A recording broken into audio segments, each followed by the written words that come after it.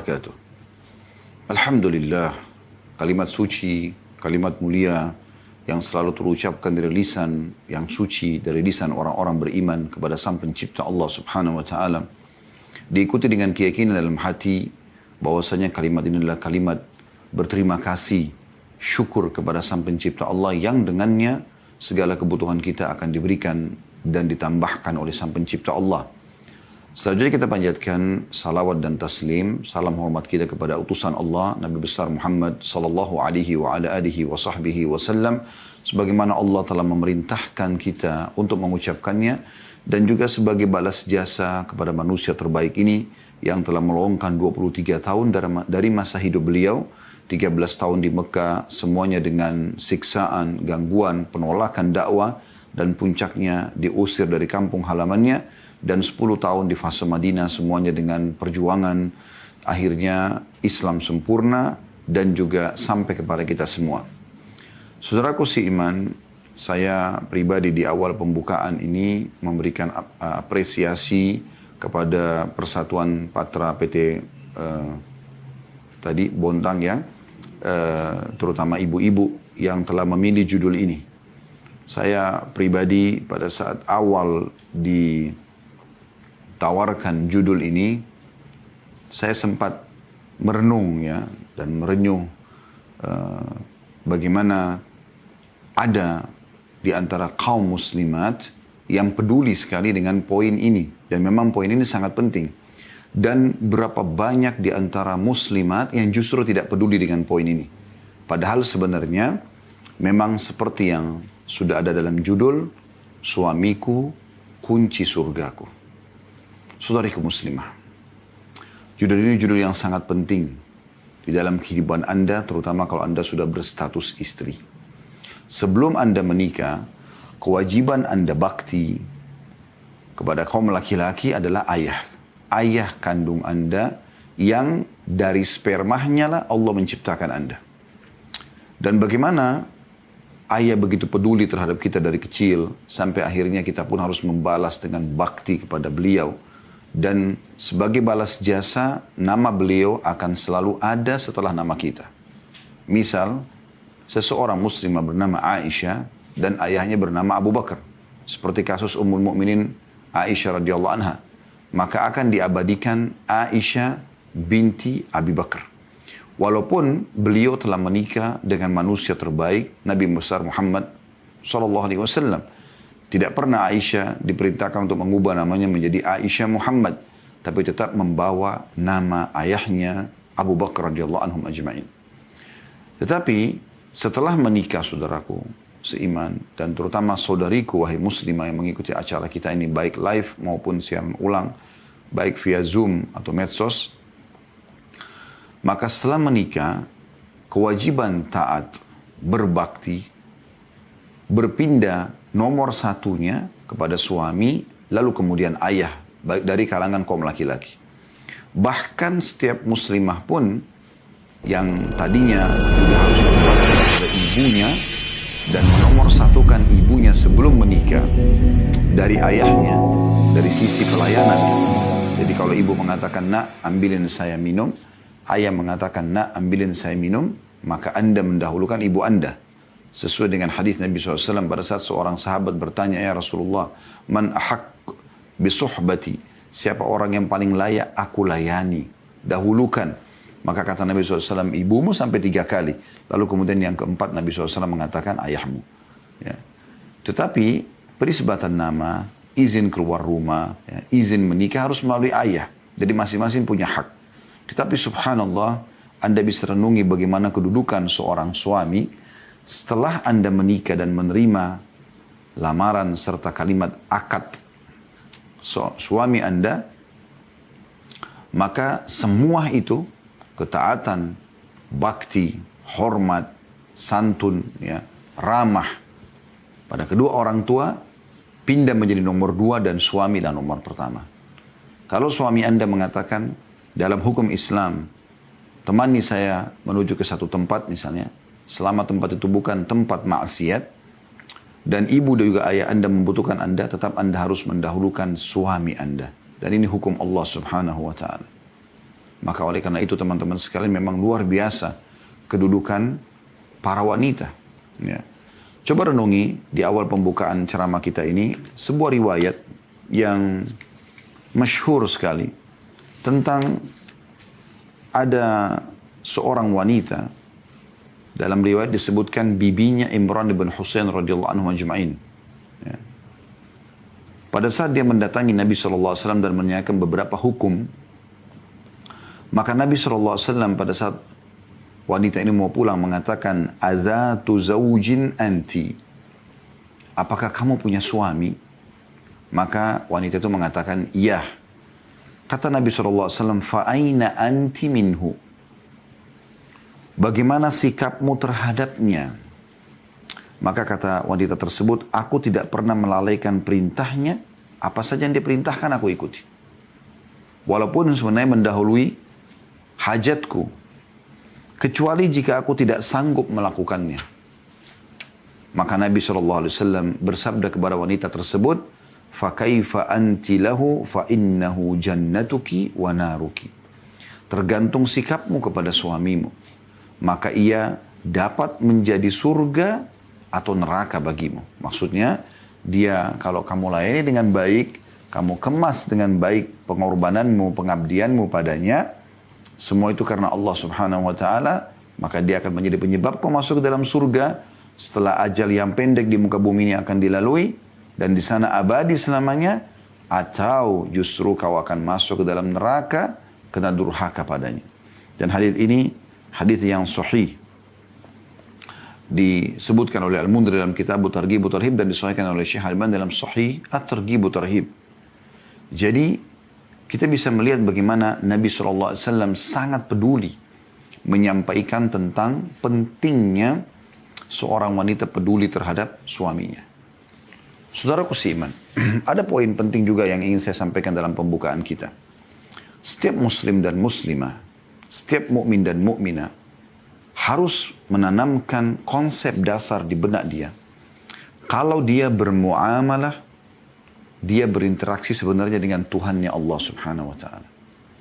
Apapun yang ada di muka bumi ini, interaksi yang terjadi antara anak sama orang tua, saudara dengan saudaranya, kerabat dengan kerabatnya, sahabat dengan sahabatnya, suami istri, ya. Ini semua adalah sebab-sebab yang Allah jadikan untuk meraih yang terbaik dari Allah Subhanahu wa Ta'ala. Jadi, konsep dasarnya adalah saya berbakti pada orang tua saya, senyum dengan mereka, menjenguk mereka kalau sakit, memenuhi kebutuhan mereka, mendahulukan mereka, ya, berbakti secara umum, dan menjauhi yang durhaka, bukan karena mereka kedua orang tua saya, tapi karena Allah Subhanahu wa Ta'ala yang memerintahkannya. Kalau itu Anda lakukan, maka semua akan bernilai pahala di sisi Allah Subhanahu wa Ta'ala. Demikian juga seorang berbuat baik dengan saudaranya, sanak kerabatnya, atau dari bahasan kita suami istri. Anda tidak perlu, wahai muslimah, melihat ini suami saya secara fisik. Jadi kapan dia baik, saya baik sama dia. Kapan dia melakukan satu perbuatan yang saya tidak suka, maka saya benci dengan dia. Bukan begitu. Tapi muamalah Anda adalah antara Anda sama Allah Subhanahu wa Ta'ala. Allah telah menakdirkan laki-laki ini menjadi suami Anda, maka Anda patuh kepada Allah, ya, melalui dia. Ini poin penting. Ini konsep dasar. Anda patuh kepada dia karena Allah Subhanahu wa Ta'ala. Tidak lagi melihat fisik suami, paras wajahnya, keadaan ekonominya, jenjang sosialnya. Pada saat dia sudah mengatakan saya terima nikahnya dari ayah Anda, berarti dia siap menerima Anda sebagai istri, dan di saat itu hak dia full Anda wajib berikan, semua karena Allah Subhanahu wa Ta'ala. Kalau kita lakukan karena Allah, berbeda sekali dengan kita lakukan hanya sekedar mengejar urusan dunia. Kalau ada seseorang pergi haji misalnya, ini sebagai contoh saja, biayanya besar, jaraknya jauh, ya, dan meninggalkan pekerjaan dan banyak hal yang harus dikorbankan dengan orang pergi haji, selain biaya, energi, waktu dan segala macam. Tapi subhanallah kita temukan orang yang ikhlas karena Allah Subhanahu wa Ta'ala, walaupun di Arafah, di Muzdalifah, di Mina, mereka tinggal di kemah, ya, walaupun ada AC di kemah tetap aja udara umumnya di musim haji itu panas misalnya. Kita temukan selain daripada biaya yang besar, kita temukan orang yang ikhlas, pulang ditanya mau haji lagi, jawabannya apa? Mau. Karena dia tahu dia bermuamalah dengan Tuhannya. Tidak penting bagi dia tinggal di kemah, keluar biaya banyak, pengorbanan apapun yang harus dia korbankan termasuk waktu. Ya. Karena dia tahu dia sedang bermuamalah dengan Tuhannya dan dia tunggu dan berharap balasan dari Sang Pencipta Allah yang Maha Pemurah. Akan memberikan balasan yang melimpah luar biasa. Dan beda orang kalau pergi haji karena terpaksa. Hanya karena ajakan pasangan, hanya karena tidak enak sama lingkungan, hanya karena dapat hadiah saja. Bukan karena Allah subhanahu wa ta'ala. Dapat hadiah boleh. Lalu dia dikerjakan, tapi tetap karena Allah subhanahu wa ta'ala. Bukan karena kebetulan ada hadiahnya. Dia sujud syukur kepada Allah karena dapat bonus dari kantornya misalnya, atau dari salah satu kerabatnya, atau dari satu donatur yang memberikan dia biaya haji. Tapi tetap karena Allah subhanahu wa ta'ala dia kerjakan. Maka kalau dia kerjakan bukan karena Allah, kita akan temukan dia hanya pergi haji sekali saja. Kalau ditanya, kamu masih mau pergi haji lagi nggak? Jawabannya pasti tidak. Kenapa? Panas, udara, biayanya besar, harus luangin waktu. Cukuplah sekali seumur hidup, misalnya. Nah, sama dengan ini. Kalau Anda lakukan karena Allah subhanahu wa ta'ala, maka Anda mengetahui bahwasanya laki-laki ini, Allah datangkan dalam hidup saya, untuk saya meraih ridho Rob saya pada dia. Seperti itu. Ya. Begitu juga suami pada istrinya. Sama kasusnya. Dia tidak lagi melihat paras wajah istri, poster tubuhnya, warna kulitnya. Setelah Anda menikah dengan dia dan Anda pilih sebagai istri Anda, maka Allah, muamal Anda dengan Allah. Anda berbuat baik sama dia bukan karena istri Anda, tapi karena perintah Sang Pencipta Allah. Maka Anda akan maksimal dalam mendukung kebaikan-kebaikan dia, ya, mensupport dia, dan juga menasihati kalau dia sedang salah. Indah sekali teman-teman sekalian rumah tangga itu kalau seseorang melakukannya karena Allah subhanahu wa ta'ala. Di mana suami terus berpikir dari perbuatan baik ke perbuatan baik. Apalagi yang saya berikan kepada istri saya agar saya meraih tambahan ridho dan rahmat dari Tuhan saya. Balasan dari Allah subhanahu wa ta'ala. Indah sekali kalau seorang istri sibuk setiap harinya memikirkan ridho apalagi dari Allah yang saya bisa dapatkan dari suami saya ini. Maka mereka berdua saling bersaing. Saling memperebutkan peluang-peluang untuk senyum, ramah, santun, melayani, mengabdi. Maka di saat itu, Anda akan rasakan keajaiban firman Allah subhanahu wa ta'ala yang memang Allah jadikan sebagai tanda-tanda kebesarannya. Coba buka Al-Quran, surah Ar-Rum, surah nomor 30 ayat 21. A'udhu billahi minasyaitonir rajim, surah Ar-Rum, surah nomor 30 ayat 21. وَمِنْ آيَاتِهِ أَنْ خَلَقَ لَكُمْ مِنْ أَنْفُسِكُمْ أَزْوَاجًا لِتَسْكُنُوا إِلَيْهَا وَجَعَلَ بَيْنَكُمْ مَوَدَّةً وَرَحْمَةً إِنَّ فِي ذَلِكَ لَآيَاتٍ لِقَوْمٍ يَتَفَكَّرُونَ. Yang artinya, dan di antara tanda-tanda kebesarannya, N-nya besar kata ganti Allah, kebesaran Sang Pencipta langit dan bumi, satu-satunya Tuhan yang Maha Kuasa, Allah jadikan ini sebagai tanda-tanda salah satu tanda kebesaran Dia. Beriman tentang keberadaannya, ya, bisa dirasakan rahmatnya bagi orang yang menjalankan dengan baik, dan bisa dirasakan hukumannya bagi orang yang merusak. Di mana itu? Ialah, kata Allah, Dia menciptakan pasangan-pasangan untukmu dari jenismu sendiri. Pernikahan menjadi suami istri. Dan agar kamu cenderung dan merasa tentram kepadanya. Ini kan targetnya. Mawaddah warahmah. Cenderung dan tentram. Bahagia. Ya. Dan Dia menjadikan di antaramu rasa kasih dan sayang.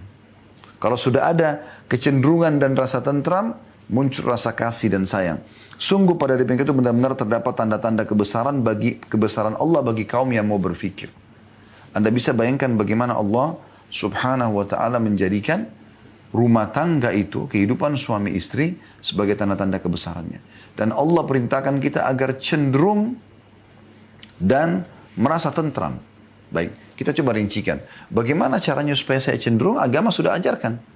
Pilihlah pasangan hidupmu atau lihatlah sesuatu dari pasangan hidupmu yang membuatmu tertarik. Kita boleh melihat dan memilih paras wajah yang kita suka. Ya, postur tubuh yang kita suka dari awal, secara fisik. memang kita dianjurkan memilih itu. Nabi SAW menyuruh kita melihat.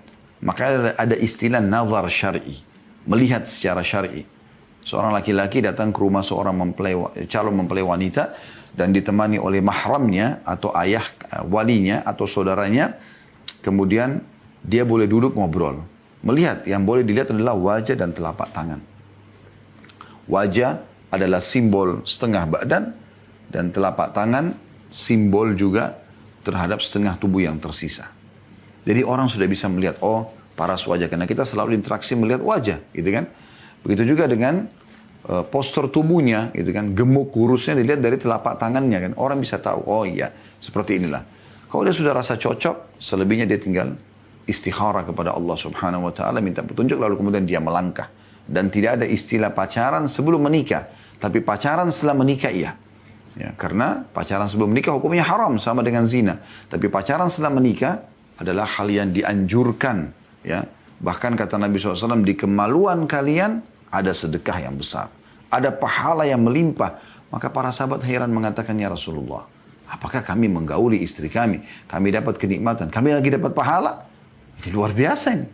Kenikmatannya sudah cukup, lagi dapat pahala. Kata Nabi SAW, bagaimana kalau kalian letakkan pada yang haram, berzina? Dapat dosa enggak? Maka para sahabat terdiam. Sudah tahu jawabannya, tentu saja dosa. Maka kata Nabi SAW, demikianlah kalau diletakkan pada yang haram. Demikian kalau diletakkan pada yang halal. Maksudnya, kalau diletakkan pada yang halal, suami istri, maka berpahala. Seperti besarnya kadar dosa orang kalau zina, maka berhubungan biologis yang halal, pahalanya sebesar dosa zina itu, tapi pahala. Itu kan luar biasa gitu. Ya. Nah, supaya cenderung teman-teman kita melihat, kita memilih dari keluarga yang baik, jadi kita ada kecenderungan. Kemudian ada perasaan tentram. Muncul pasti. Kalau kita sudah cenderung, kita tentram. Ya. Melihat fisiknya cukup, cocok buat kita. Kemudian kita boleh juga bertanya tentang visi misinya. Si laki-laki pada saat nazar syar'i menanyakan tentang visi misi kalau jadi istri nanti seperti apa.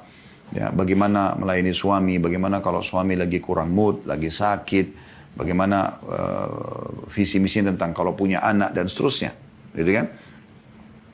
Kemudian juga si istri boleh menanyakan, calon istri menanyakan bagaimana visi misinya si suami, mendengarkan suaranya, mendengarkan bagaimana visi misinya, gitu kan? Bagaimana kalau istri lagi kurang mood, bagaimana kalau istri lagi sakit, bagaimana kalau istri lagi butuh, bagaimana kalau ada anak-anak, bagaimana perhatian dia terhadap anak-anak, dia pengen anak berapa orang dan seterusnya. Ini semua ditanyakan. Kalau sudah ada, tentu cenderung dan ketentraman akan ada. Kan begitu. Setelah itu menikah, maka Allah mengatakan, dan dia menjadikan setelah kalian menikah ada rasa kasih dan sayang. Ya. Ini akan muncul kalau seseorang, tadi saya bilang, konsep dasarnya lakukan karena Allah, bukan karena yang lainnya. Bagi Anda yang ikuti acara kami ini, baik siaran langsung ataupun siaran ulang teman-teman sekalian, saran kami, kalau Anda dulu menikah, bagi yang sudah lama menikah pun, mungkin di sini ada yang sudah ikut, Masya Allah, sudah sepuh, mungkin sudah 10 tahun, 20 tahun berumah tangga, maka tetap teman-teman sekalian. Kalau dulu Anda menikah dengan pasangan Anda, baik Anda para muslimah yang menikah memilih suami Anda sekarang, ataupun ada muslim yang ikuti acara kita ini, ya, atau suami-suami ibu-ibu yang punya acara ini, ikut juga ya, kepada istrinya. Kalau niat dulu karena hanya suka, karena perintah orang tua saja, karena nggak enak sama teman-teman, faktor umur, faktor ekonomi, faktor politik, karena keamanan misalnya, maka semua itu diubah niatnya. Detik ini, di saat ini, ubah niatnya menikah karena Allah Subhanahu Wa Taala. Kenapa? Karena rumah tangga itu, menurut bahasa kami ya, hemat kami sederhana supaya mudah difahami, rumah tangga itu adalah bahtera pahala yang paling besar. Begini memahaminya.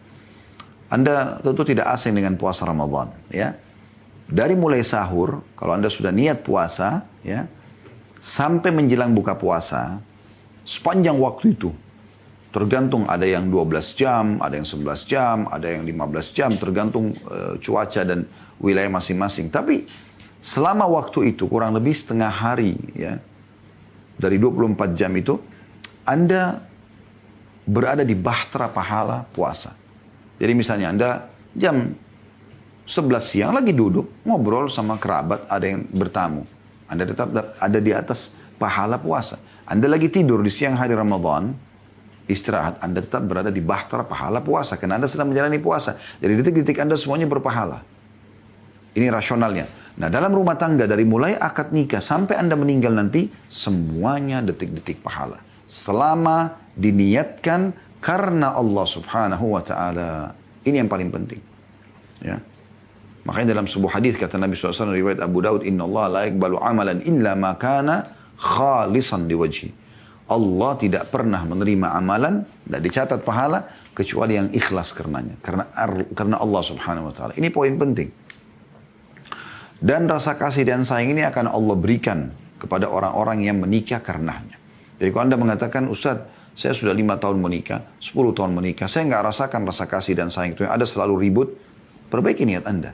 Kalau Anda niat karena Allah SWT tidak mungkin. Allah sudah janjikan di sini. Dan Allah jadikan sebagai tanda-tanda kebesarannya. Nggak mungkin tidak. Ya. Ini poin penting yang harus digarisbawahi dari tadabbur ayat surah Ar-Rum, surah nomor 30 ayat 21 tadi. Baik. Kalau Anda bertanya kepada saya ingin sekali menjadi seorang istri yang soleha, yang memang mendapatkan apa yang dijanjikan Allah SWT kepada setiap istri. Kepada setiap istri. Maka ada kriteria. Ya, kriteria yang pertama, teman-teman sekalian, mukminah, taat terhadap Tuhannya. Ini kriteria wanita soleha yang pertama. Istri soleha yang pertama. Memang dia taat beragama. Ya. Makanya Allah SWT menyebutkan dalam surah Al-Baqarah, surah nomor 2 ayat 221, A'udzu billahi minasyaitonir rajim. Wala amatum mu'minatun khairum min musyrikatin walau a'jabatkum. Dan hamba sahaya perempuan yang beriman lebih baik daripada perempuan musyrikah meskipun dia menarik hatimu. Maksudnya, kalau dia mukminah, walaupun tidak seberapa cantik misalnya, tidak seberapa sempurna fisiknya, tapi mukminah jauh lebih baik daripada wanita yang kafir, ya, walaupun cantik. Jadi memang berarti beriman ini adalah sebuah bukti. Dan kata Nabi SAW dalam hadis yang masyhur, tunkahul mar'atu li arba'ah. Umumnya wanita dinikahi karena 4 perkara. 5 liha karena kekayaannya. Ada laki-laki melamar wanita karena dianggap perempuan ini kaya. Wali hasabiha karena jalur keturunannya atau garis keturunannya. Wali jamaliha karena kecantikannya. Wali diniha dan karena agamanya. Lalu apa wasiat Nabi SAW dari 4 poin ini? Fadfar bidzatid din taribat yadak. Pilih yang beragama, hidupmu akan bahagia. Hidupmu akan bahagia. Atau makna lainnya, kau akan beruntung. Ya. Kalau ada wanita mukminah yang Masya Allah, Allah juga berikan dia kecantikan, Allah berikan juga dia kekayaan, Allah berikan jalur nasab yang baik, itu luar biasa kalau dari Allah SWT. Tapi kalau Anda tidak temukan, kecuali memang pilihannya, ya, maka agama Anda dahulukan. Itu adalah kebahagiaan. Berarti memang taat beragama ini adalah poin terpenting dalam kriteria wanita mukminah. Jadi Anda sebagai laki-laki, pilih wanita yang mukminah. Ya. Dan Anda sebagai wanita yang sudah jadi istri, jadilah wanita mukminah yang patuh kepada Allah SWT. Sederhananya begini, wanita mukminah, mukmin itu artinya menjalankan semua perintah Allah yang wajib dan sunnah, ya, semampunya dia kerjakan dan menikmati yang halal, serta meninggalkan semua yang Allah larang, baik haram ataupun makruh. Mukminah hidupnya dari ketaatan kepada ketaatan, dari menolak keburukan atau dosa kepada penolakan dosa yang lainnya. Kemudian yang kedua, penuh kasih sayang. Kasih dan sayang artinya kasih itu orang yang suka mendahulukan orang lain. Kasihan. Anda kalau kasihan sama orang bagaimana? Anda lagi lapar, tapi ada orang lebih lapar. Anda kasih ke dia. Itu kan kasih. Ya, mendahulukan orang lain. Sayang, merangkul. Mengelus. Ya. Merasa iba dan peduli terhadap permasalahan yang sedang dihadapi. Sayang. Itu yang disebutkan Nabi SAW Di dalam hadis yang masyhur sekali, ya, tazawwajul wadudal waluda fa inni mukathirun bikumul umam. Menikahlah kalian dengan wanita yang dua sifatnya. Wadud, pengasih, sayang, hidupnya penuh dengan kelembutan, sopan santun, ramah. Tentu kalau kita sudah bahasakan ini berarti jauh dari semua yang lawan daripada bahasa tadi.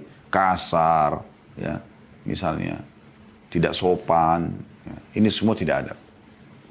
Dan yang subur, karena aku akan menjadi bangga dengan jumlah umatku pada hari kiamat. Jumlah umatku pada hari kiamat. Kemudian yang ketiga, setia dan terpercaya. Kalau Anda sudah berstatus istri, ya, maka tidak ada poliandri dalam Islam. Nggak ada perempuan bisa punya dua suami, nggak ada. Satu suami saja. Artinya, Anda fokus maksimalkan pada satu laki-laki ini. Cuma satu orang ini. Anda sibuk berbakti dengan dia. Bahkan dia di atas orang tua Anda sebagaimana saya bahasakan tadi. Dan prinsip sebagian wanita kadang-kadang mengatakan yang penting anak. Suami nomor 2 itu salah. Yang penting suami. Anda wajib bakti sama suami, anak-anak bakti kepada Anda. Ya. Dan tidak ada laki-laki lain yang Anda disuruh berbakti. Lebih daripada suami. Itu saking besarnya haknya. Dalam sebuah athar disebutkan, sehingga saya disebutkan oleh Abdul Razak dalam musannafnya, bahwasanya Aisyah berkata radhiyallahu anha, wahai para muslimah, wahai para mukminah, perhatikanlah, atau kalau seandainya kalian mengetahui besarnya hak suami kalian terhadap kalian, maka niscaya seseorang antara kalian akan mengambil debu telapak kaki suaminya dan dia letakkan di pipinya. Bukan karena suami, tapi karena Allah subhanahu wa ta'ala. Allah menjadikan Anda membuat suami Anda senyum, suami Anda puas, ya, merasa kehilangan pada saat Anda lagi tidak ada di rumah atau keluar sebentar dia sudah rindu. Apalagi kalau Anda meninggal dia merasa kehilangan luar biasa, ya. Dia ridho. Maka itulah wanita ahli surga. Nabi SAW merangkumkan dalam sebuah hadis yang diriwayatkan oleh An-Nasai, Ahmad dengan sanad sahih, keduanya meriwayatkan dengan sanad yang sahih, yang berbunyi allati tasurruhu idza nadhara wa tuti'uhu idza amara wa la tukhalifuhu fi nafsiha wa maliha. Wanita di surga adalah wanita, ya, yang menyenangkan suaminya ketika ia melihatnya. Dandan, rapi, bersih. Ibu kalau biasa pakai daster di rumah dulu waktu masih gadis, sekarang nikah sama suami. Apa yang suami suka, pakaian pakai. Biar Anda tidak biasa dulu waktu masih gadis pakai baju seksi, sekarang Anda pakai baju seksi. Apa yang dia suka? Warna yang dia suka. Model yang dia suka. Suami Anda. Bahkan Anda tidak berbusana, mohon maaf juga tidak ada masalah depan dia. Dan itu tidak boleh Anda lakukan sama ayah Anda yang merupakan Anda lahir dari sperma dia. Kalau Anda sudah mulai balik pun sudah tidak boleh ayah Anda melihat aurat Anda kan. Nah, ini suami boleh. Kedudukannya luar biasa gitu dalam Islam. Jadi jangan paksakan diri, karena ini banyak kasus-kasus rumah tangga terjadi perceraian karena maksa mau tampil seperti yang dia suka. Saya pernah melihat ada satu kasus yang subhanallah, sekarang orang yang sudah bercerai bahkan. Waktu saya duduk sama suaminya, saya tanya, kenapa mau bercerai? Apa nggak bisa dibicarakan lagi? Banyak masalah sebenarnya, tapi yang dia sebutkan yang pertama sekali, dan ini subhanallah berarti menunjukkan itu masalah penting bagi dia. Dia mengatakan, saya sangat suka dengan wanita yang rambut panjang. Tapi istri saya setiap kali saya nasihatin, tidak mau dengar. Selalu saja, dia mau rambut pendek. Sedikit panjang, sedikit dipotong. Sementara saya terganggu dengan itu. Setelah sekian belas tahun menikah, cerai. Salah satu sebabnya gara-gara itu. Artinya apa? Lakukan apa yang, tampillah seperti yang suami Anda suka. Bukan yang Anda suka gitu. Ya. Kemudian yang kedua, dia mentaati suaminya ketika memerintahkan sesuatu padanya. Ini bukan penghinaan, tapi Allah yang suruh begitu. Sebagaimana juga kita disuruh sebelum menikah bakti sama atau patuh pada orang tua kita. Kan gitu. Nah, ini suami yang disuruh. taati dia. Selama dia tidak menyuruh kepada kemaksiatan. Kalau dia suruh pada kemaksiatan, jangan dipatuhi. Karena kata Nabi SAW, la ta'ata illa fi ma'ruf. Gak ada ketaatan kecuali pada hal yang dibolehkan dalam agama. Dalam hadis lain, la ta'ata li makhlukin fi ma'asiyati khalik. Tidak ada ketaatan pada makhluk yang berbau maksiat kepada sang pencipta. Kemudian yang ketiga adalah tidak mengkhianati. Wala tukhalifu fi nafsiha wa maliha. Tidak mengkhianati suami dalam dirinya maupun hartanya. Dalam arti kata bagaimana dia, ya, yang suaminya titipkan rumah, ibu perlu garis bawah ya, rumah yang suami titipkan, harta yang dititipkan, semua benda ada di rumah itu harta kan gitu. Atau mungkin ada uang simpanan, ada emas simpanan di rumah, atau emas batangan, atau apa saja misalnya. Maka setiap jengkalnya itu tanggung jawab Anda. Jangan dianggap remeh. Ya. Allah SWT akan tanya rumah Anda itu.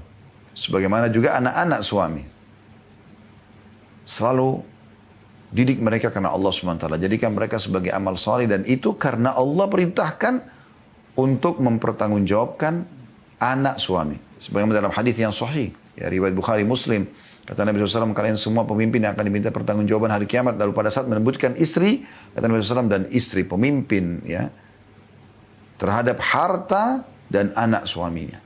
Dan dia akan diminta pertanggungjawaban pada hari kiamat. Jadi dia tidak boleh ya, membengkalikan masalah. Berapa banyak istri yang tidak mau tahu sendok hilang kemana, gelas pecah kenapa, piring pecah kemana. Padahal sebenarnya Allah akan tanya, itu kan harta. Walaupun itu sederhana. Kenapa Anda nggak merasa itu tanggung jawab Anda depan Allah SWT hari kiamat? Anda minta keridhaannya, maaf tadi ada tidak sengaja gelas pecah, sendok ada yang hilang, mohon maafkan, saya sudah coba cari tidak ada. Minta keridhaannya, kalau tidak akan ada hisapnya. Itu juga dengan pendidikan anak, jangan sibuk lepaskan mereka dengan pembantu rumah tangga, lalu berharap mereka menjadi seorang yang baik, itu nggak mungkin. Ya. Level pendidikan kita sudah tahu sama-sama PRT tentu tidak mungkin sarjana. Kecuali 1-2 orang mungkin, tapi yang lainnya umumnya tidak. Mereka juga pendidikannya rendah. Lalu kita berharap anak-anak kita bisa menjadi soleh dan soleh di tangan para PRT, tidak. Tentu saya tidak. Mereka hanya bisa membantu kita. Meringankan beban ibu di rumah, ya. Anda sebagai ibu ataupun sebagai istri, bantu masak, bantu cuci piring, bantu segala macam, bantu. Tapi Anda tetap harus menjadi seseorang yang memotori kegiatan itu di rumah. Baik teman-teman sekalian, kita melanjutkan bahasan kita tentang suamiku adalah kunci surgaku. Dan kita akan masuk sekarang ke pertanyaan apa tugas muslimah. Kalau tadi kan kita jelaskan kriteria wanita salihah. Apa tugasku sebagai istri agar aku bisa mendapatkan hati suamiku, cintanya, kasih sayangnya. Sekaligus aku dapatkan pahala yang besar dan membuatku masuk ke dalam surga. Maka jawabannya teman-teman sekalian di beberapa poin ini. Yang pertama, letakkan posisi suami sebagai pemimpin. Ini hak dia yang pertama. Dia pemimpin Anda. Pemimpin artinya dia yang menentukan keputusan. Dan memang sudah menjadi sunnatullah, peraturan Allah Subhanahu wa taala di alam semesta ini cuma boleh satu pemimpin. Tuhan itu hanya satu. Allah Subhanahu wa taala mengatakan tentang kalau ada Tuhan lain ya, a'udzubillahi minasyaitonir rajim, law kana fihi ma'aliyatun innallaha la fasadata. Kalau seandainya ada Tuhan selain Allah, maka akan rusak alam semesta ini. Dalam firman yang lain Allah SWT mengatakan la dhahaba kullu ilahin bima khalaq wa la ala ba'dhum ala ba'd. Maka setiap Tuhan akan membawa ciptaan-ciptaannya dan akan ya berperang satu sama yang lain. Makanya konsepnya la ilaha illallah. Cuma satu pencipta. Cuma satu raja. Satu pemimpin. Satu presiden. Mana Anda pernah temukan ada negara memiliki 2 raja atau 2 presiden? Kenapa satu orang? Memang harus satu orang pemimpin. Dibantu dengan yang lainnya iya. Tapi pemimpin hanya satu. Dan keputusan mutlak nanti ada ya finalnya di tangan dia. Oleh karena itulah sebabnya kenapa dia dipilih. Ya, seperti itu. Itulah sebabnya kenapa dia dipilih. Nah, ini poin yang perlu digarisbawahi. Dan Allah SWT menyebutkan dalam Al-Quran. Tepatnya disebutkan ini dalam surah An-Nisa, surah nomor 4 ayat 34. Silakan Anda buka Al-Quran, surah nomor 4 ayat 34. Yang berbunyi, A'udzubillahi minasyaitonirrajim. Ar-rijalu qawwamuna 'alan nisa'i bima faddala Allahu ba'dahum 'ala ba'di wa bima anfaqu min amwalihim. Fas-salihatu qanitatun hafidhatun lil-ghaibi bima hafidallah wallati takhafuna nusyudahunna fa'iduhunna wahjuruhunna fil madaji'i wadribuhun fa in ata'nakum fala tabghu 'alayhinna sabila. Artinya, kaum laki-laki adalah pemimpin bagi kaum wanita. Siapa yang berfirman? Allah Subhanahu wa taala. Allah menjadikan ini sebagai peraturan. Ini hak pertama suami. Dia pemimpin. Maka jadikan dia sebagai pemimpin. Kalau Anda mengatakan, bisa lebih jelas nggak Ustaz? Bisa. Banyak sekali muslimah tidak menjadikan suaminya sebagai pemimpin. Terbukti, dia yang menentukan keputusan di rumahnya. Bukan suaminya. Dia yang menentukan harus keluar kemana. Dia yang melarang, dia yang memerintahkan. Terbalik kan? Padahal tadi Nabi SAW sudah mengatakan, dan sudah kita jelaskan, wanita salih adalah justru yang kalau suaminya lihat, dia senang, suaminya senang. Kalau diperintahkan, dia patuh. Kalau sedang tidak bersama, maka dia tidak mengkhianati. Baik harta, baik diri maupun harta suaminya. Jadi, perlu Anda garis bawahi, Allah yang mengatakan ini. Laki-laki adalah pemimpin bagi kaum wanita. Biarkan dia menentukan keputusan. Anda boleh berikan masukan, tapi jangan kecewa kalau masukannya tidak diterima. Ya. Oleh karena, disebabkan kenapa? Allah telah melebihkan sebagian mereka. Maksudnya laki-laki. Anda bisa lihat terjemahan Quran di aplikasi handphone Anda. Supaya Anda tahu ini. Oleh karena Allah telah melebihkan sebagian mereka dalam kurung laki-laki. Atas sebagian yang lainnya maksudnya wanita. Ya. Allah jadikan laki-laki memang sebagai pemimpin. Allah yang pilih mereka itu. Dan tidak bisa kita protes keputusan Allah tentunya. Dan karena mereka, para laki-laki telah menafkahkan sebagian dari harta mereka. Mereka punya kewajiban memberikan nafkah. Ya. Ibu sebelum menikah yang wajib biayai makan, minum, tidur, makan, minum, tempat tinggal, transportasi, ya, pakaian adalah ayah Anda. Wali Anda. Kalau ayah wajar memberikan kepada anak perempuannya. Kenapa? Karena memang anak dia, darah daging dia. Ya. Dan Allah bebankan juga dia untuk memberikan. Tapi kalau suami, setelah menikah, pindah ke suami. Ya. Suami ini siapa? Orang asing. Bukan ayah, bukan paman, bukan kakak, bukan adik. Bukan keluarga. Maksudnya bukan orang yang, ya, mungkin bisa saya Anda menikah dengan kerabat, tapi yang bukan mahram. Tapi ini mahram, bukan mahram Anda ini. Bukan orang yang tidak boleh Anda menikah. Artinya dia orang asing dulu nih. Tapi setelah dia menikah, dia punya kewajiban untuk memberikan nafkah kepada Anda. Begitu Anda menikah, maka Anda ikut sama suami. Di hari itu suami punya kewajiban memberikan makan apa yang dia makan, minum yang dia minum, ya, pakaian untuk istrinya, tempat tinggal, transportasi semampu dia. Maka Allah lebihkan laki-laki karena beban itu. Ya, makanya kita temukan banyak laki-laki, Masya Allah mereka bekerja, banting tulang dalam 1 bulan, akhir bulan terima gaji diberikan kepada istrinya. Istrinya yang menata harta tersebut dan bisa mengelola sukanya. Beli susu yang dia suka, beli minuman yang dia suka, beli makanan yang dia suka, beli pakaian yang dia suka, beli perabot-perabot rumah yang dia suka, dan seterusnya. Ya. Lalu kata Allah, sebab itu. Ya, di sini diingatkanlah para muslimah, maka wanita salihah ialah wanita yang taat kepada Allah. Karena Allah yang memerintahkan untuk patuh pada suami dan menjadikan suami sebagai pemimpin dalam ayat ini. Ini masih 1 ayat ya. Dan memelihara dirinya ketika suaminya tidak ada. Tidak berkhianat. Tidak selingkuh. Sehingga Allah pun memelihara mereka. Ya. Allah pun memelihara mereka. Ya. Ini Allah pelihara mereka. Allah jaga mereka. Sebelum menikah ayahnya yang tanggung, setelah menikah suaminya yang tanggung. Jadi tidak ada beban bagi muslimah gitu. Wanita-wanita yang kau khawatirkan nusyudnya, pembangkangan, tidak mau jalankan kewajibannya, maka nasihatilah mereka. Ini pada para suami diingatkan, nasihati dengan cara baik. Kalau mereka tidak mau dengar, maka pisahkan mereka di tempat tidur. Hajir istilahnya. Ya. Diboikot, diranjang, tidak digauli. Kalau mereka tetap juga tidak mau sholat, tutup aurat, gak mau melayani suami, gak mau urus anak, gak mau urus rumah, maka pukul mereka. Tapi pukulan yang tidak boleh berbekas. Sebagaimana para ulama menjelaskan, darbatun ghairu mubarrah. Ya, pukulan yang tidak berbekas, ya, tidak menyakiti. Tapi cukup sebagai peringatan. Kalau mereka tidak mau dengar, ya sudah. Berarti itu diceraikan. Tapi kalau mereka mau dengar, Kemudian jika mereka mentaati kalian, maka janganlah kalian mencari-cari jalan untuk menyusahkan mereka. Jadi ini dalil tentang masalah menjadikan suami sebagai pemimpin. Ya. Kemudian yang kedua, taat kepada suami. Taat, walaupun tadi sudah kita singgung ya. Taat dalam hal-hal ya, yang tidak berbau maksiat. Sebagaimana sabda Nabi SAW, "Lau kuntu amiran ahadan an yasjuda li ahadin, la amartul mar'ata an tasjuda li zawjiha." Dalam hadis riwayat At-Tirmidzi dan Ibnu Hibban, juga Al-Baihaqi. Dan dinyatakan hadis ini adalah hadis yang sahih oleh mereka. Kalau seandainya kata Nabi SAW, aku boleh memerintahkan seseorang sujud kepada selain Allah, aku akan suruh istri sujud pada suaminya. Coba anda renungi baik-baik. Kenapa bukan Nabi SAW mengatakan, aku akan perintahkan anak sujud pada orang tuanya? Kan lebih pantas anak untuk orang tuanya kalau secara akal manusia.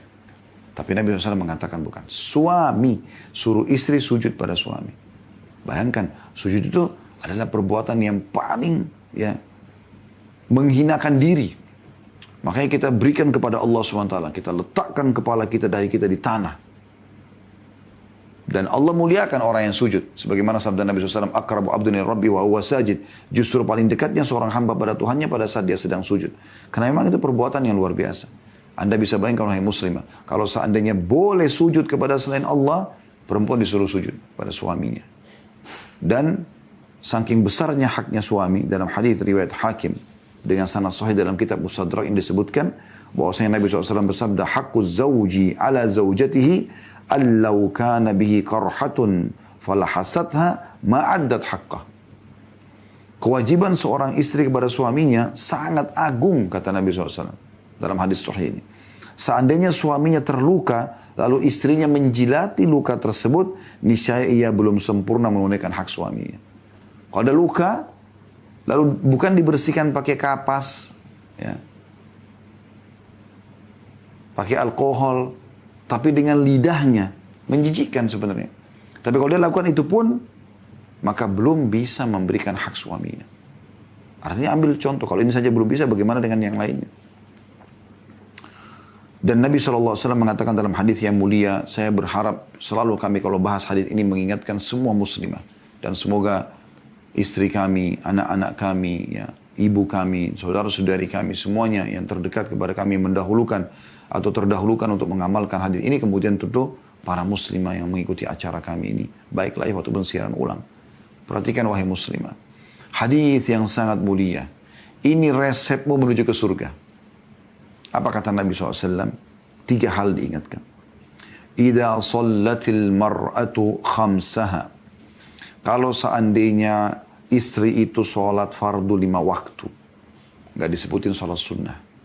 Qabliyah, ba'diyah, duha, sholat malam, udu, taubat, tahiyat masjid. Nggak disebutin ini semua. Nabi cuma patok sholat 5 waktu. Subuh, duhur, asar, maghrib, isya. Bayangkan. Nanti kalau anda kerjakan sholat sunnah itu sudah tambahan lagi. Ekstra luar biasa. Ini saja. Pesan pertama Nabi. Kalau istri jaga sholat 5 waktu. Azan, sholat. Wasamat syahraha. Yang kedua, menjaga puasa Ramadannya. Nggak disebutin puasa Senin Kamis, Ayyamul Bid, puasa Tasu'a, Ashura, puasa 9 dan 10 Muharram, puasa Arafah, 9 Zulhijjah. Nggak ada penyebutan sunnah. Puasa wajib saja. Fokus ini.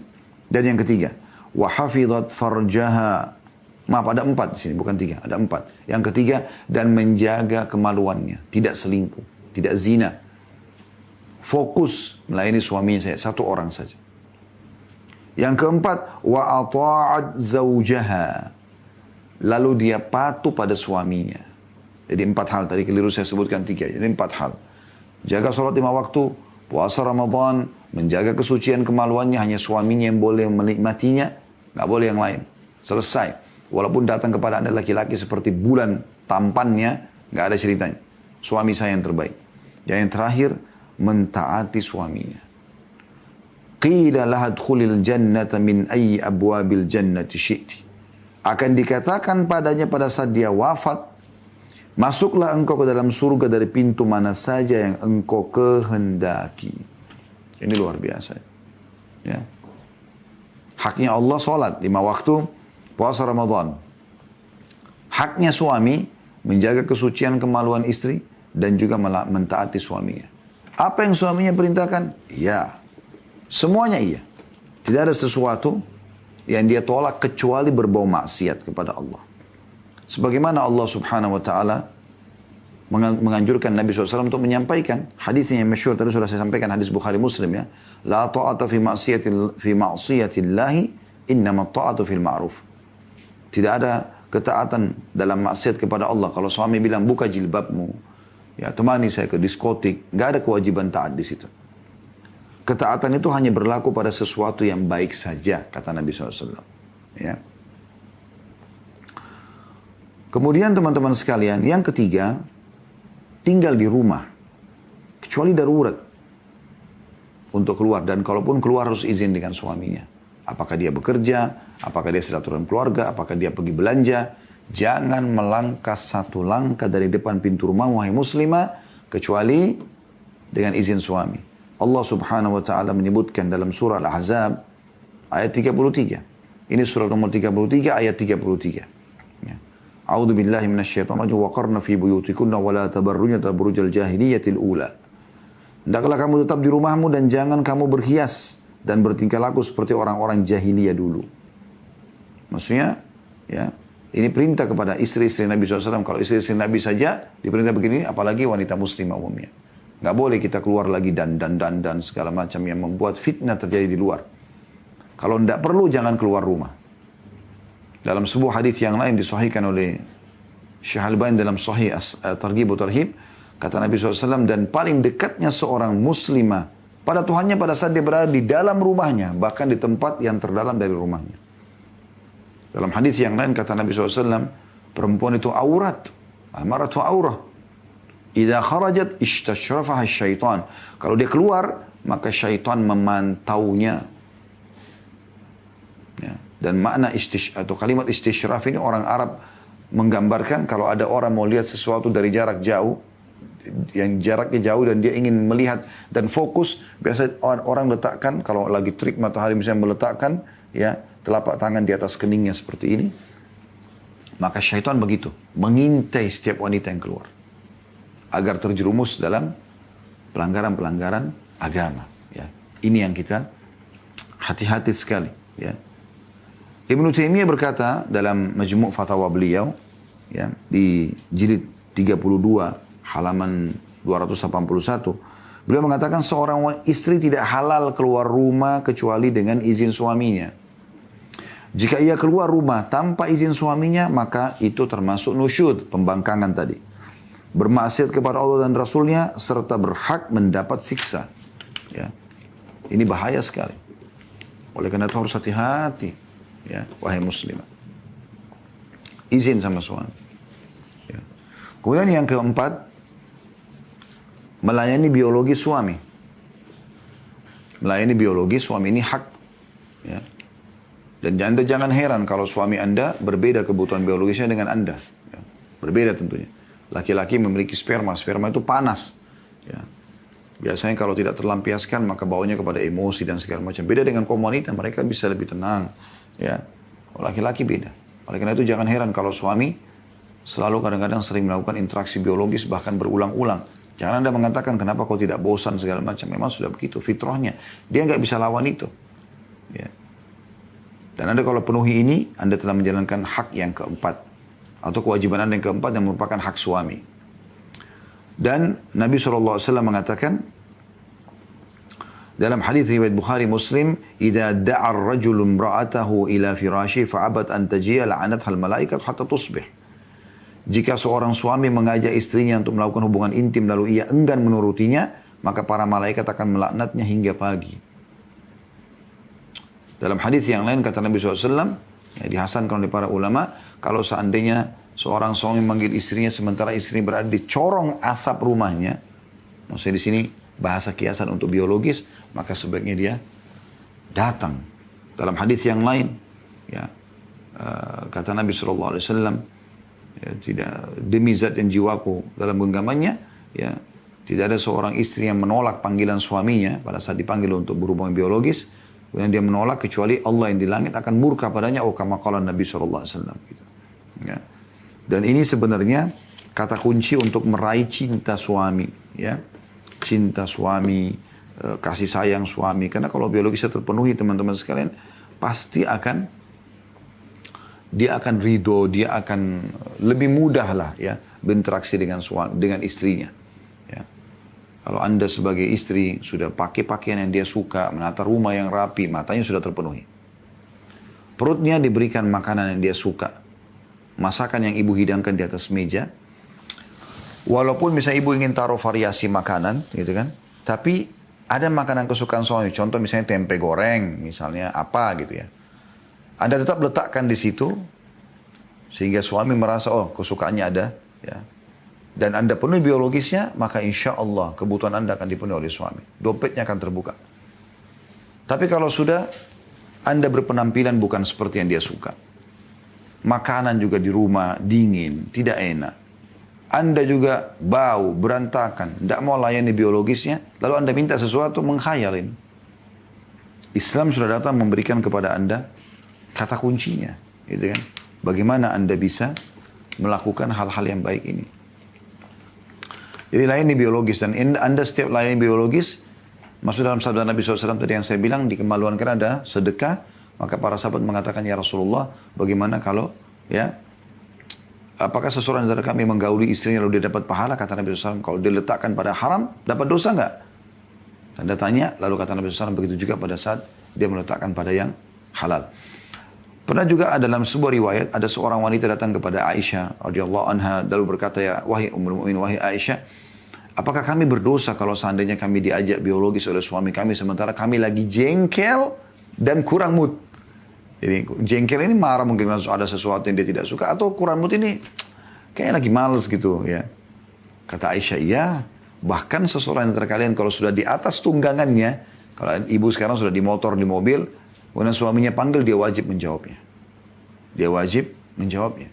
Ya. Lalu bagaimana kalau haid dan nifas? Ya.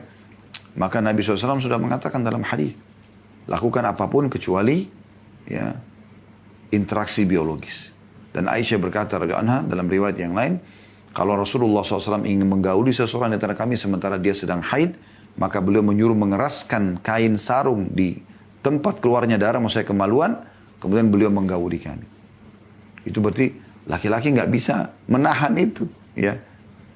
Dan dalam hadis yang lain juga ini penting untuk diperhatikan. Kata Nabi SAW, bagi laki-laki kalau kalian pulang di malam hari jangan masuk ke dalam rumah sampai kalian sudah beritahukan. Jangan buat kejutan-kejutan, beritahukan saja gitu. Saya akan pulangnya jam sekian. Terus kenapa? Nabi SAW jelaskan agar para istri sempat menyisir rambut dan mencukur bulu kemaluan. Maksudnya di sini bahasa kiasan, mencukur bulu kemaluan, membersihkan dan siap untuk interaksi biologis. Karena suami kalau datang dari safar, umumnya terjadi interaksi biologis. Ya. Yang kelima teman-teman sekalian, ya, tidak mengizinkan siapapun yang masuk ke dalam rumah tanpa izin suami. Ini yang kelima. Sesuai dengan sabda Nabi SAW, وَلَا تَأْذَنِ الْمَرْأَةُ فِي بَيْتِ زَوْجَهَا وَهُوَ شَاهِدٌ إِلَّا بِإِذْنِهِ. Dan janganlah seorang istri mengizinkan orang lain masuk ke rumah suaminya di saat suaminya hadir kecuali dengan izinnya. Hadis riwayat Muslim. Dalam riwayat lain, وَإِنَّ لَكُمْ عَلَيْهِنَّ أَلَّا يُطِئْنَ فِرَاشَكُمْ atau فُرُوشَكُمْ أَحَدًا تَكْرَهُونَهُ. Saya ulangi, وَإِنَّ لَكُمْ عَلَيْهِنَّ أَلَّا يُطِئْنَ فُرُوشَكُمْ أَحَدًا تَكْرَهُونَهُ.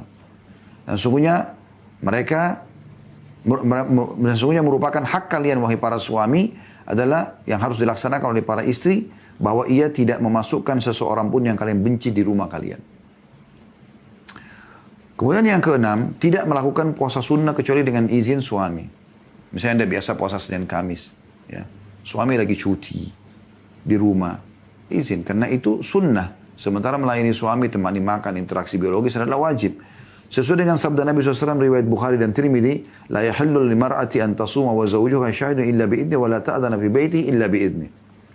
Tidak halal bagi seorang istri untuk puasa sunnah di saat suaminya hadir bersamanya kecuali dengan izinnya, dan tidak halal pula ya baginya mengizinkan orang lain masuk ke rumah suaminya kecuali dengan izin suaminya.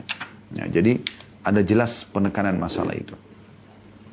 Yang kedelapan, tidak menginfakkan harta suami kecuali dengan izinnya. Ya. Sesuai dengan sabda Nabi SAW diriwayatkan Abu Dawud dan Tirmidzi, la tunfikul mar'atu syai'an min baiti zawjiha illa bi'idni zawjiha.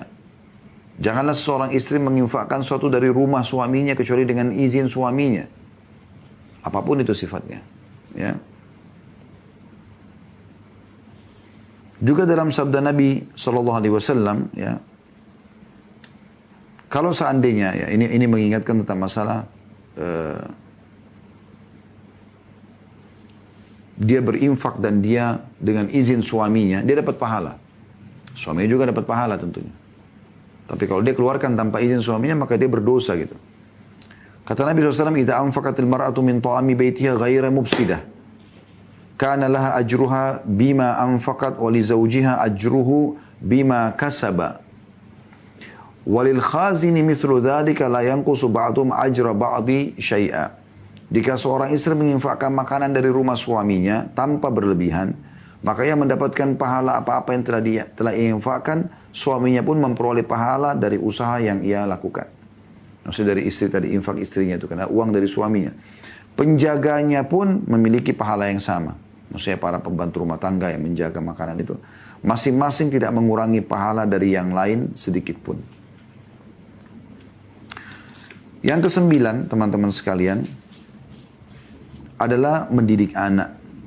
Mendidik anak, ya. Sebagaimana sudah jelas sekali tadi sudah kita sampaikan bagaimana dia bertanggung jawab terhadap harta dan, ya, rumah suaminya. Juga bagaimana Fatimah radhiyallahu anha, istri Nabi anak Nabi SAW yang sangat peduli dengan suaminya Ali bin Abi Thalib dalam pelayanan dan juga anak-anaknya, ya, sampai tangannya sakit. Dan dia minta pembantu, lalu Nabi SAW mengingatkan kepada dia, mau nggak saya tunjukkan lebih baik daripada pembantu? Sebelum tidur bacalah subhanallah 33 kali, alhamdulillah 33 kali, Allah Akbar 34 kali. Ya. Kemudian yang ke-10 adalah banyak berterima kasih dan tidak membangkang. Jadi royal ibu-ibu dalam mengucapkan terima kasih ya. Kami kaum laki-laki, teman-teman sekalian, wahai para muslimah, kalau kami memberikan sesuatu yang kecil aja, lalu Anda mengatakan terima kasih ya, itu akan menjadi pendongkrak utama agar kami nanti memberikan lagi, berkorban lagi buat Anda, gitu kan? Lebih daripada apa yang sudah kami berikan. Tapi kalau suami memberikan sesuatu lalu Anda memandang setengah mata, ya, menganggap remeh. Mungkin suami Anda sudah setengah mati, mengumpulin duit, bahkan mungkin ada yang utang hanya untuk membelikan Anda handphone misalnya. Tapi harapan Anda bukan merek itu, Anda pengen merek yang lain. Lalu pada saat suami bawa, ini hadiah buat kamu. Mukanya cemberut. Kok yang ini? Kenapa bukan yang saya mau? Gini-gini. Maka ini akan membuat suaminya down dan tidak akan lagi mau mengurus masalah seperti itu. Tapi kalau Anda mengatakan terima kasih ya, semoga Allah balas insya Allah. Lalu Anda tunjukkan kalau Anda suka, maka itu sangat bagus. Sering ucapkan terima kasih ya, sudah selama ini buat ada naungan buat kami rumah. Selalu kalau mau minum ada, kalau mau makan ada, pakaian kami tidak kurang, bantuan buat keluarga, perhatian buat saya, perhatian buat anak-anak. Itu perlu diucapkan, ya. Sesuai dengan sabda Nabi SAW, dan ini hadis yang sahih diriwayatkan oleh An-Nasa'i. Kata Nabi SAW, la yanzurullahu imra'atan la tashkuru li zawjiha wa hiya la tastaghni anhu. Allah tidak akan melihat seorang wanita dengan pandangan rahmat pada hari kiamat nanti, ya, yang tidak berterima kasih kepada suaminya padahal ia senantiasa butuh pada suaminya. Dan juga kata Nabi SAW, wa ra'aitu an-nara falam ara kal yawmi manzaran qattun wa ra'aitu akthar ahliha an-nisa. Dan aku diperlihatkan neraka, kata Nabi SAW, dan aku tidak pernah melihat pemandangan seperti dahsyatnya pada saat itu, pada saat dilihatkan neraka itu. Dan aku diperlihatkan mayoritas penghuni neraka adalah wanita. Qalu lima ya Rasulullah. Maka ada satu wanita bertanya pada satu pengajian buat ibu-ibu. Kata Nabi SAW, kata mereka, kenapa kami ya Rasulullah? Kenapa wanita? Qala bi kufrihinna, karena kekafiran mereka. Qila yakfurna billah. Maka ada yang bertanya lagi, ya Rasulullah, apakah mereka kafir kepada Allah? Jadi kalau kafir kepada Allah ya sudah, berarti yang sedang hadir di pengajian Nabi aman, karena mereka adalah para wanita-wanita muslimah gitu kan. Kata Nabi SAW, bukan. Qala yakfurnal ashira wa yakfurnal ihsana walau ahsanta ila ihdahunna ad-dahra thumma ra'at minka syai'an qalat ma ra'aitu minka khairan qat. Bukan, tapi mereka kufur terhadap kebaikan suami mereka.